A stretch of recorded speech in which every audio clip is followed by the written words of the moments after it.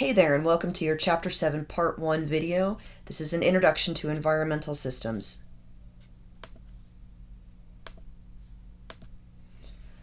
Alright, your very first question talks about how does excess fertilizer and animal waste in the Midwest lead to a hypoxic zone in the Gulf of Mexico. Before we get started, I want for you to understand what I mean by a complex system. There's a lot going on, and you need to understand the nuances or the details of the system so that you can understand how man has impacted all of the different parts and kind of mess things up a little bit, as it were.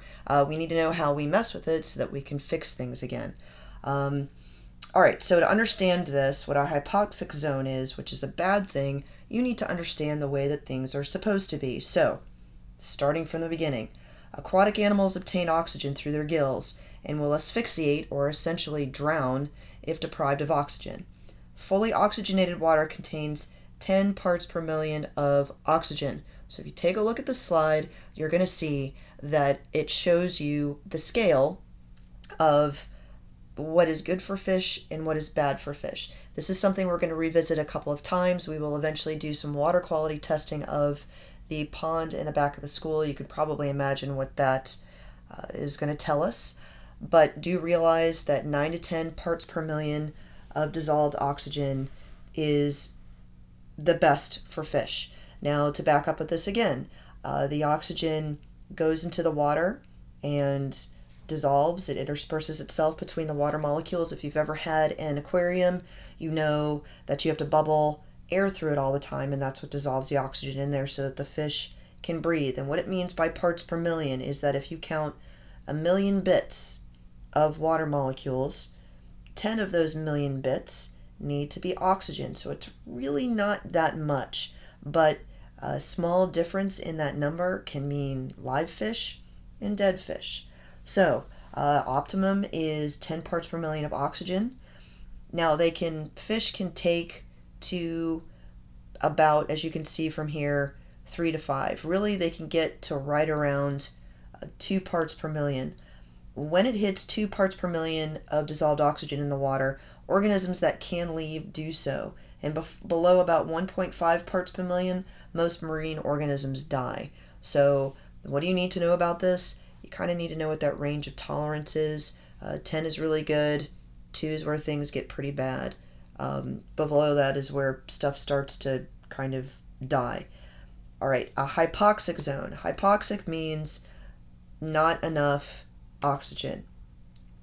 And that can have oxygen levels well below the 1.5 parts per million. So, not good. Not good at all. So how does this happen? And here's where you need to realize the details. You cannot, if you look at this list on this slide, you cannot go from 1 to 7 without the intermediate steps. I guarantee you're going to see this on at least one, if not more, tests in this class. This is one of those key concepts for AP Environmental Science because this happens all the time, all around the globe. Not a good thing. We actually see this here in Florida, obviously being off the Gulf of Mexico. So how does this happen? All right, remember, hypoxic zones in the Gulf of Mexico. Excess nitrogen from animal waste and fertilizer runoff goes from the land into the water. So you use too much fertilizer or you have a lot of animals pooping and it rains and that stuff goes into rivers. Rivers then funnel that down to the Gulf of Mexico. So really where all of this nitrogen is coming from these Midwestern farms in urban areas. Now it does also come from industrial waste, fossil fuel emissions, and municipal sewage. Municipal means local cities and towns like Fort Myers, and sewage is the stuff that goes down your drain, either the sink or the toilet. And all of that contains high level of nitrogen, but really if you're going to remember 2 places that these nitrogen levels come from, animal waste, fertilizer runoff, most of those comes from farms, and they flow into the river. So in this case, the stuff that's in the Gulf of Mexico comes from farms in the Midwest, flows into the Mississippi River, which goes down into the Gulf of Mexico. So you've got all of this nitrogen. Nitrogen, if it's in fertilizer, obviously it's good for plant growth. So phytoplankton, which are plankton that undergo photosynthesis, goes absolutely nuts. The stuff that eats them, their numbers go absolutely nuts. So all of these guys are nom nom nom eating. So both of the phytoplankton and the zooplankton poop, because everybody poops, and that waste goes into the water. But then also these animals, these itty bitty animals, the phytoplankton, the zooplankton, they start dying in record numbers because they're living in record numbers. So they die and they start sinking towards the bottom of the Gulf of Mexico. In the meantime, there are these decomposing bacteria, and they go absolutely crazy because they're food. It's a smorgasbord. And so they go nom nom nom, and they start eating, and their numbers reach record numbers. Here's the problem. In order for decomposition bacteria to do their thing, they need oxygen. So they basically suck the oxygen out of the water, which then in turn kills off fish and shrimp. So this is a long series of steps that you must be very, very familiar with. It is not that fertilizer kills fish. It's not even that the phytoplankton kills fish. And we see this here in Southwest Florida as the algae blooms, red tide. This is the same deal. It is nitrogen makes the phytoplankton grow. Zooplankton likes to eat them too. Both of those things poop. Both of those things die. Decomposing bacteria loves dead things and poop. Their numbers go crazy. In order to eat, they've got to breathe. They suck all the oxygen out of the water. The fish and the shrimp go, they asphyxiate, and they also die. So that is the cascade of steps that you need to know for this process. How it is that excess fertilizer from the Midwest ends up killing shrimp in the Gulf. Complex system. The name for all of this is called eutrophication. And this is a picture of the Gulf of Mexico, and those light green areas that you see are algae and phytoplankton blooms that have occurred because excess fertilizer is washing into the Gulf. All right, so I think I've covered question 1 for you, so we're going to go ahead and move to another type of system. This is just an example of a complex system, specifically eutrophication, but we want to talk about systems that kind of feed on themselves.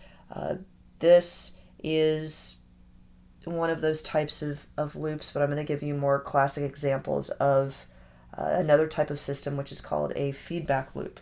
So, forgot this slide. Other examples of eutrophication.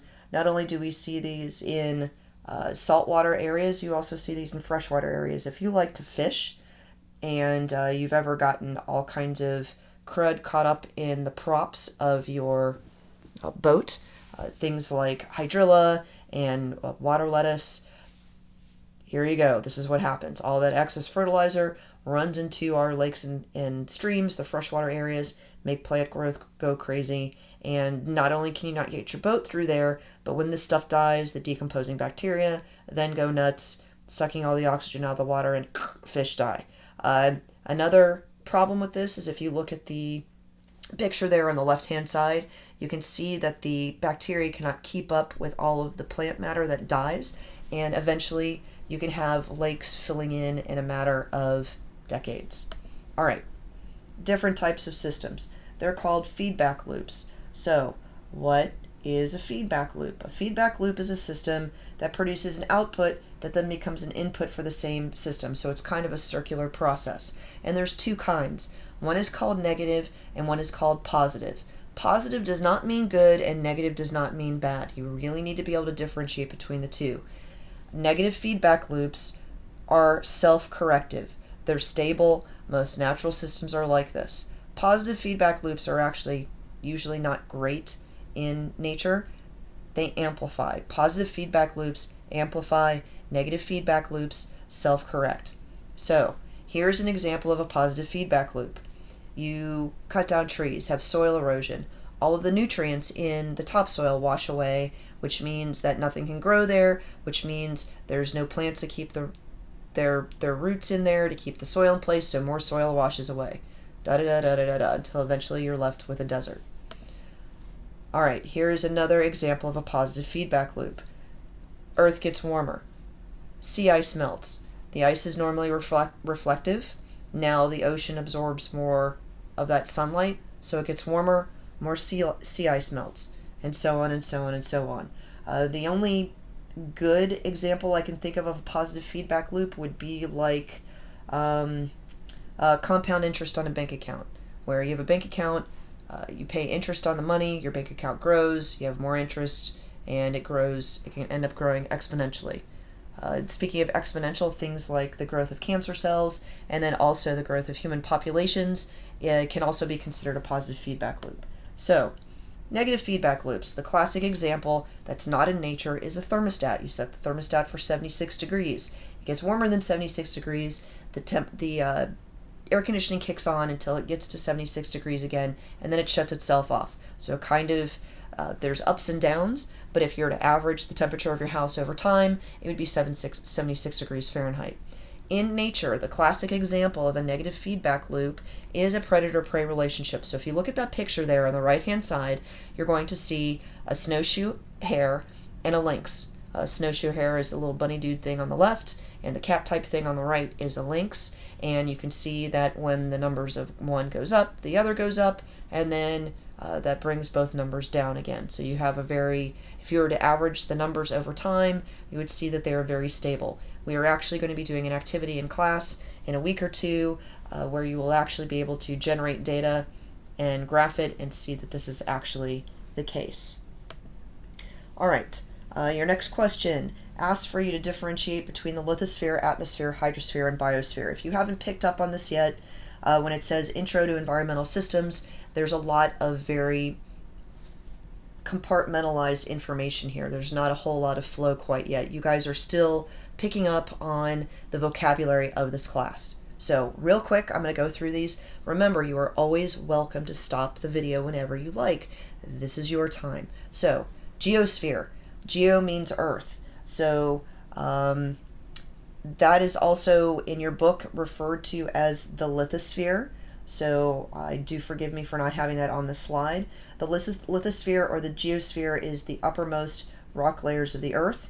You then have the atmosphere. Atmo means vapor or gas. That would be the air around the planet. The hydrosphere is, hydro means water. That's all of the water that's salt, fresh vapor, and ice in the air on land and underground. And then the biosphere. Bio means life. So it's all parts of these other spheres that contain life. And it's not just life, it's also the non-living or abiotic parts that the living parts interact with. So some vocabulary you need to know. Biotic means living things, abiotic means non-living things. So the biosphere is basically another word for an ecosystem. An ecosystem is the living and the non-living things in nature and how they interact with each other. All right, next topic is what is another name for the assimilation of energy by autotrophs other than photosynthesis? We call that primary production. Now, this particular concept is something that you're going to have to memorize. We're going to do this math in class.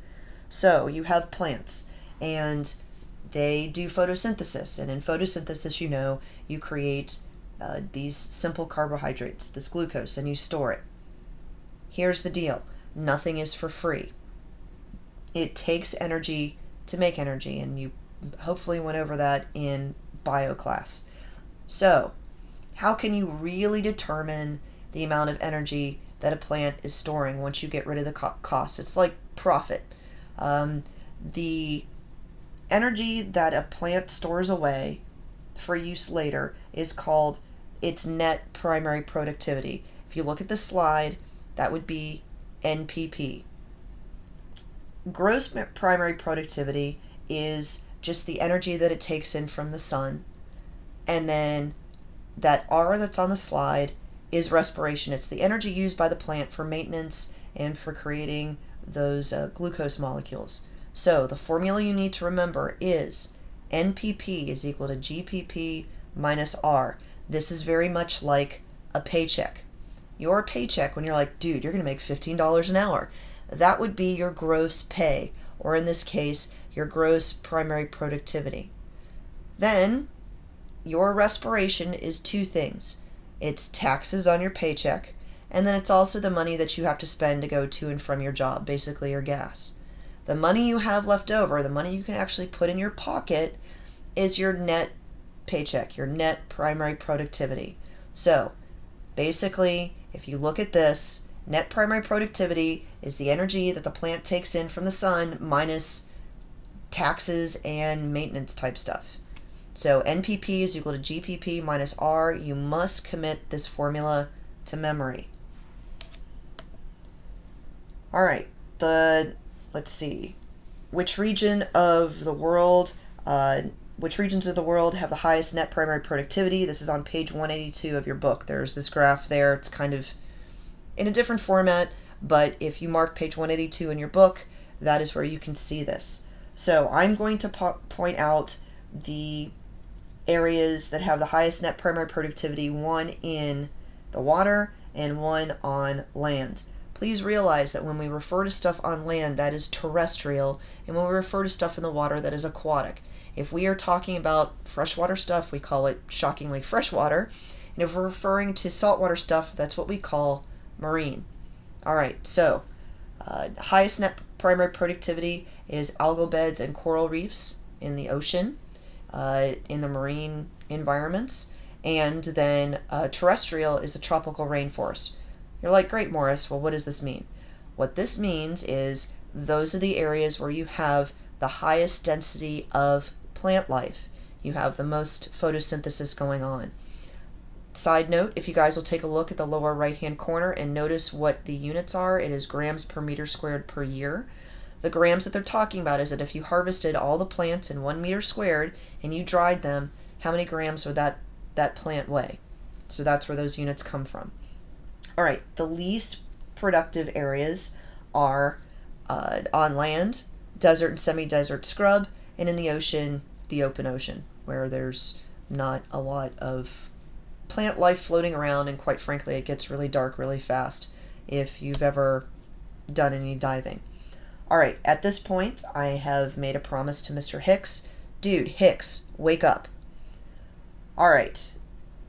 So let's answer the last question here. What do you think that the level of net primary productivity can tell us about the total number of species that live in a particular area?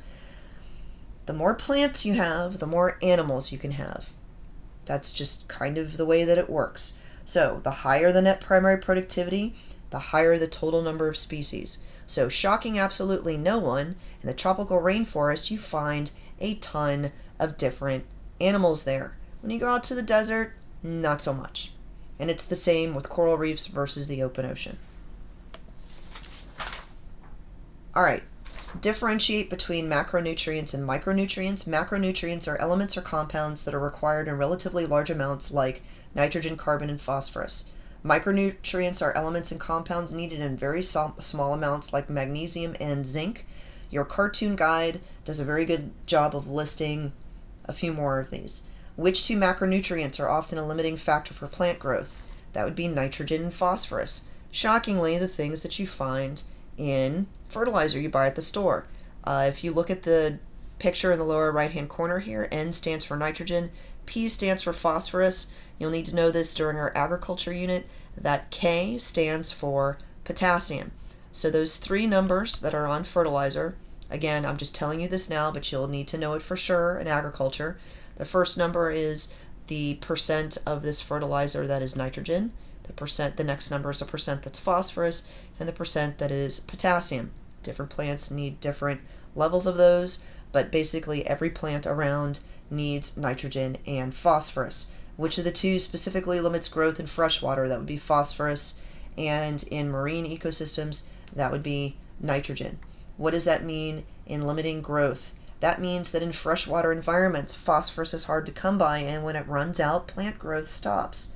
And in marine ecosystems, that's the deal for nitrogen. It's one of the reasons why eutrophication has such a huge impact in marine systems, because when that nitrogen hits the water, the plants are like, oh my goodness, and they just go crazy, and you get the algae blooms and the whole eutrophication thing. All right. Your book, page 184, figure 7.10, has a mosaic landscape.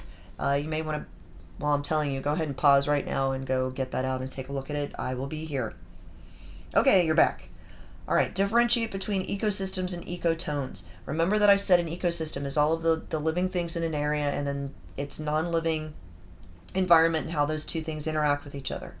An ecosystem is a relatively self-contained system with uniform properties, like a desert, like the rainforest, like a prairie. An ecotone is an area where ecosystems butt up against each other and they overlap in a transitional area, so elements of both ecosystems can be found here. That is a generality. The reality is that's not how it is. And again, if you look at this picture on page 184, you'll see what I'm talking about. Are ecosystems uniform? No, they're not. What might be a better way to describe an ecosystem? They are landscape mosaics, which means they are distinct patches of landscape joined together in one geographic area. So you might have mostly forest, but then you have kind of a mountain jutting up with a little tundra on the top, and then you've got little patches of prairie in between there, and maybe a river's cutting through the whole thing. So patches of different ecosystems in one area. Understand how landscape mosaics, ecotones, and metapopulations exist within an ecosystem. All right, metapopulations are members of one species that stay within their respective patches, but who move to mate with individuals in other patches, often enough to keep the species uniform. You will see this pop up on a free response question for one of your tests. And so if you take a look, you can see metapopulations kind of visiting each other so that the gene flow continues. And even though they essentially live in different, let's say, herds, if they're deer, you still have enough gene flow so that you can call all of those different herds the same species of deer. This is something we're going to tackle in our next unit, or the next part of Unit 2. All right, what is a tool commonly used for research in landscape ecology? It is called a GIS, which is a Geographic Information System. Describe it. It is computer software that takes multiple types of data, like geology, hydrology, vegetation, human development, and so on, and combines them on a common set of geographic coordinates. How is it different from a map? A regular map does not contain that much data. It's usually one or two of these types of data, not all of them. So if you've ever seen a paper map, or even your whatever map application that you use on your phone to get you where you need to go, it's usually just like street names and where buildings are. It's certainly not what kind of species can you find there, how deep is the water, what's the topography like, in other words, how high is this area as opposed to this area. So it is all interconnected on the GIS. Why is this important? Because remember, the world is a complex system, and in order for us to figure out what's going on, we need to know where everything is. Like with eutrophication, we needed to know, okay, we have this problem in the Gulf of Mexico where shrimpers in Louisiana are losing their jobs because the shrimp are just flat out dying. How is this happening? Well, we need to talk to the farmers in the Midwest and say, dude, ease up on the animal poop and the fertilizer that is washing into your rivers, because it's basically nuking the entire lifestyle of folks a couple of states down. So by knowing all of that information and putting it together, we can really address environmental problems a little bit better. You can see more information on this type of systems on pages 186 through 187, the science behind the stories. That is an optional thing if you find this interesting. This is one of those areas where people make entire careers out of doing this kind of stuff. So if you are computer-minded and you like analyzing these really big problems to make solutions, this may be something that you want to consider.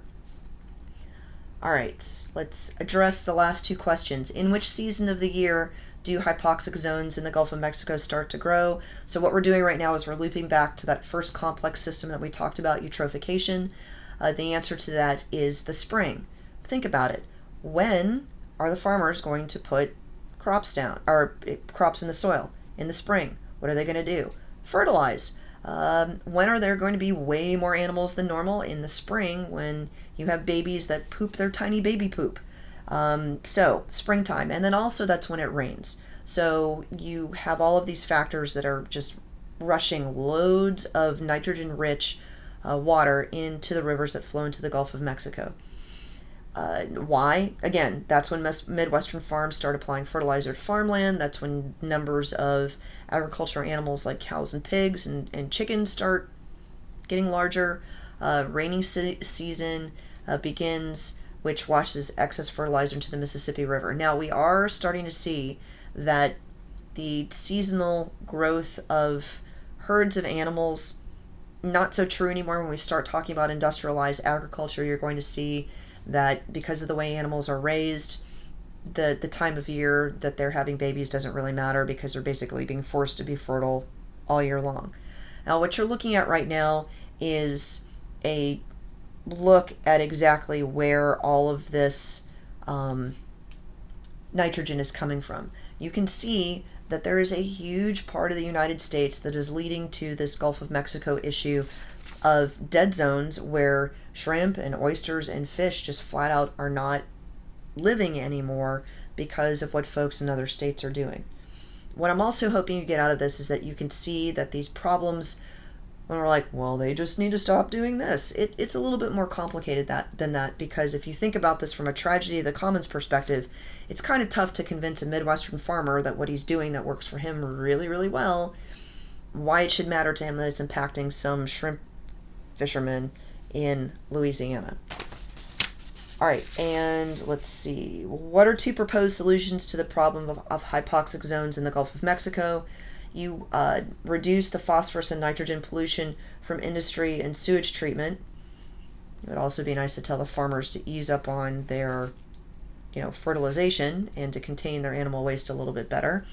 Another one is large-scale restoration of wetlands along the river and at the river's delta. These wetlands would be just areas of plants that live in water, whose job it would be to essentially suck that nitrogen out of the water for their own growth so that less of it ends up hitting the Gulf of Mexico. We have stripped away a lot of these wetland areas, which is, again, just like grassy plant areas that they grow in the water, because people like to live there and because the soil is very fertile. So we've kind of created this problem on our own. And that brings us to the end of this particular section.